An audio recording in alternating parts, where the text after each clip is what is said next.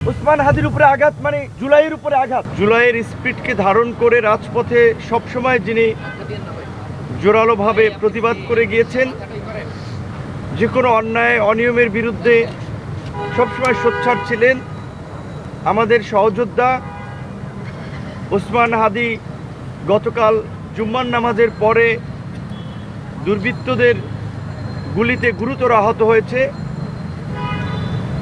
রাজধানী ঢাকার পল্টনের মতো একটি ব্যস্ততম এলাকার বিজয় সরণি এলাকায় সন্ত্রাসীরা গুলি করে বাইক চালিয়ে নিরাপদে চলে গেল। প্রায় 24 ঘন্টা অতিবাহিত হয়েছে।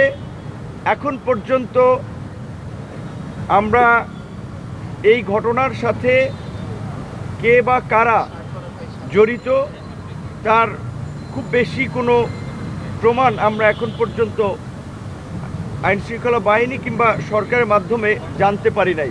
কাজেই এই মুহূর্তে আমাদের সবচেয়ে বেশি প্রয়োজন মানুষের দোয়া, খাস করে, কারণ দোয়ায় মানুষের ভাগ্যের পরিবর্তন হয়, মানুষের আয়ু বাড়ে। এই জন্য আমরা দেশের মানুষের কাছে আমাদের ভাই, আমাদের সংগ্রামের সহযোদ্ধা হাদির জন্য দোয়া চাই, যেন আল্লাহ তাকে বাঁচিয়ে রাখুক। আপনারা দেখেছেন 2018 সালে কোটা সংস্কার আন্দোলন থেকে ফ্যাসিবাদের উত্থাল সময়ে যখন স্বৈরাচারের বিরুদ্ধে আমি আমার সহকর্মীরা প্রতিবাদ করে আসছিলাম, সেই সময় আমরাও এইভাবে নানানভাবে রক্তাক্ত হয়েছিলাম, হুমকি ধামকির শিকার, হুমকি ধামকি পেয়েছিলাম, কিন্তু কোনো কিছুকেই উপেক্ষা করি নাই। আমরা দেখতে পেয়েছি এই জুলাই গণ অভ্যুত্থানের মধ্যে দিয়ে যে কয়েকজন তরুণ এই সংগ্রামী চরিত্র ধারণ করে নতুন প্রজন্মের জন্য আসলে একটি অনুসরণীয় চরিত্র হয়ে উঠছিল। হাদি তার মধ্যে অন্যতম। তার এই অসুস্থ হওয়ায়, তার এই আহত হওয়ায় গোটা দেশের তরুণ থেকে প্রবীণ সকল মানুষকে মর্মাহত করেছে। আপনারা দেখেছেন যে এর আগে চট্টগ্রামে একজন সংসদ সদস্য প্রার্থী তিনি গুলিবিদ্ধ হয়েছিলেন। সেই ঘটনায় এখন পর্যন্ত কিন্তু ওইভাবে আসলে কারো বিরুদ্ধে ব্যবস্থা নেওয়া হয় নাই। যদি এই অতীতের ঘটনাগুলোতে যদি সরকার একটা শক্ত ভূমিকা নিত, আজকে এই ধরনের হয়তো ঘটনার পুনরাবৃত্তি হতো না।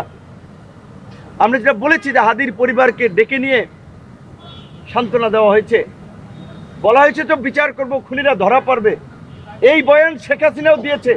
তাই আমরা বর্তমান অন্তর্বর্তীকালীন সরকারকে পরিষ্কারভাবে বলতে চাই, কোনো সান্ত্বনার বাণী শোনাবেন না, সান্ত্বনার বাণী শোনাবেন না। শেখ হাসিনার পরিণতি দেখেছেন, বিক্ষুব্ধ জনতা কিভাবে গণভবন ঘেরাও করতে গিয়েছিল। কাজে আপনারাও যদি ওই শেখ হাসিনার মতোই সান্ত্বনার বাণী শোনান, আমাদেরকে ঘুমপাড়ানি মাসি পিসির গল্প শুনিয়ে শান্ত রাখতে চান, সেটি আপনারা পারবেন না। নির্বাচনের তফসিল দিয়েছেন, কতটুকু নির্বাচনের পরিবেশ আছে সেটা নিয়ে গোটা দেশের মানুষ উদ্বিগ্ন। সোশ্যাল মিডিয়াতে হুমকি দিচ্ছে, আমাদেরকে হুমকি দিচ্ছে। এই ওসমান হাদি কোনো ব্যক্তি না, ওসমান হাদি জুলাইয়ের একটা চরিত্র। ওসমান হাদির উপরে আঘাত মানে জুলাইয়ের উপরে আঘাত। হসপিটালে বসেই আপনাদেরকে মোবাইলে দেখাতে পারি, আমি ইনবক্সে হুমকি দেওয়া হচ্ছে যে কাপড়ের কাপড় নিয়ে আমাদেরকেও রেডি থাকতে বলা হচ্ছে। দেশে দেশে সবার সাথে দ্য নিউজ।